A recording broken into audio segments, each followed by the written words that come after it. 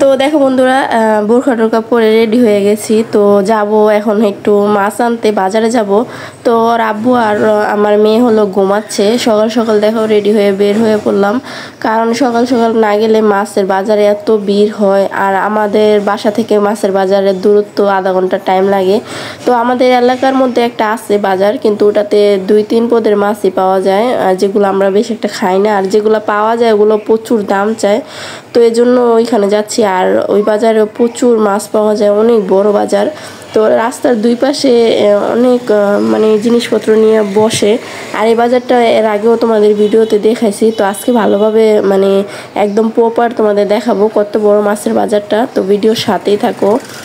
আর আমি যেদিন মানে ভিডিও করছি আর পরের দিন হলো আমার প্রচুর ঠান্ডা লাগছে। তো ভয়েস মানে যখন দিচ্ছিলাম তখন আমার মানে গলা পুরো ভেঙেছিল, ঠান্ডা জ্বর ছিল, এই জন্য হয়তো বা ভয়েসটা অন্যরকম শোনা যেতে পারে। তো যাই হোক, দেখো বাজারে কিন্তু চলে আসছি। দেখো রাস্তার দুই পাশে কিন্তু দোকানপাট দিয়ে বসেছিল অনেক।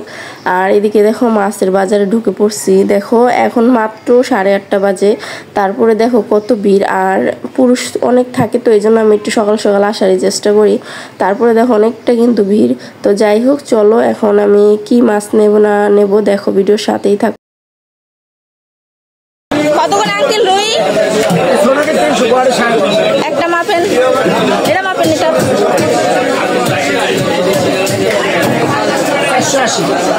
কাইটটা দেন, কাইটটা দেন। এখানে কাটেন না?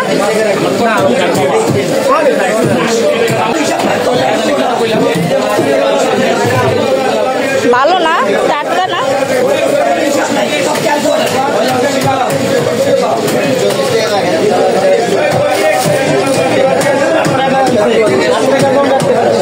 এই মাছটা কেটে দেন তো। তো দেখো প্রথমে এই যে রুই মাছটা নিয়ে নিলাম। আর মাছের দেখলেই তো কতটা দাম, মানে এই মাছটা 20 টাকা কম, মানে 500 টাকা কল্পনা করা যায়। আর পরে মাছটা আমি কাটাইছি ধরো 20 টাকা দিয়ে, তো 500 টাকা মিলমিল হয়ে গেছে। তো যাই হোক দেখো, আর রুই মাছ আমার হাজব্যান্ড খুবই পছন্দ করে, এই জন্য রুই মাছটা নিলাম। আর দেখি কি কি নেওয়া যায়। আর আমি না মাছের বাজারে যখন ভিডিও করছিলাম সবাই আমার দিকে তাকিয়েছিল। তো এরকম ভিডিও যদি তোমরা লাইক করো অবশ্যই নেক্সট টাইম করব, কারণ আমি এইসব ভিডিও করি না সহজে বাজারের ভিতরে একদম ভিডিও। আর দেখা যায় মোবাইল টোবাইল চুরি হওয়ার চান্স থাকে, তো এই জন্য আমি রিস্ক নিই না, কারণ আমার একটা মোবাইল অলরেডি চুরি হয়েছে এই জন্য। তো চলো, যদি তোমরা লাইক শেয়ার কমেন্ট করো অবশ্যই, ভিডিওটাতে 1000 লাইক আসে অথবা 1000 ভিউ হয়, তাহলে আমরা নেক্সট টাইম বাজারে ভিডিও করব। তো দেখো সব কেনাকাটা করে বাসায় চলে যাচ্ছি। আর শুকনা মরিচ নিয়ে নিলাম, রাস্তায় যাওয়ার পথে পড়ছিল 1 কেজি। তো চলো বাসায় গিয়ে দেখাবো কি কি নিলাম। আর এই যে দেখো রিক্সায় উঠে পড়ছি, তো 20 টাকা নিল রিক্সা ভাড়া। তো চলো ঝটপট বাসায় চলে যাই, কারণ হেঁটে যাওয়া সম্ভব না।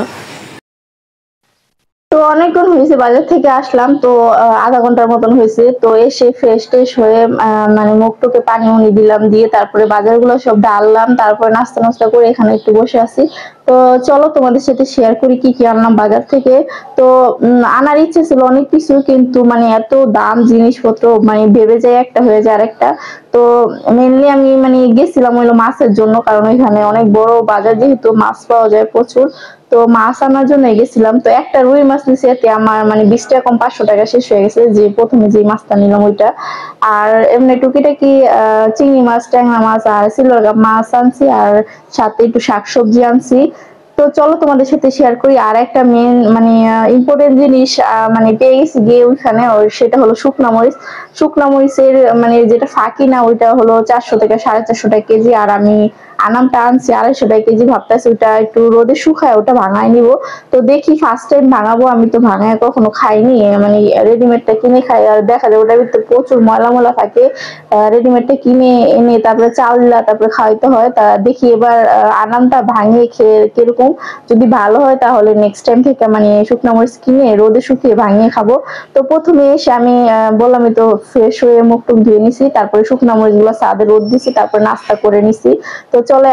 তো দেখো এদিকে হলো বাজারগুলো আমি গুছিয়ে নিছি। তো মাছগুলা 2টা শ্রেণীতে ঢেলে নিছি, আর ডাটা শাকগুলো আমি কেটে বেছে পরিষ্কার করে নিছি। সবগুলো এখন নর্মাল ফ্রিজে শাকসবজিগুলো রেখে দিব। আর মাছগুলো ধুয়ে কেটে পরিষ্কার করে নিছি, এগুলো ডিপে রেখে দিব, যেগুলো রান্না করার রেখে।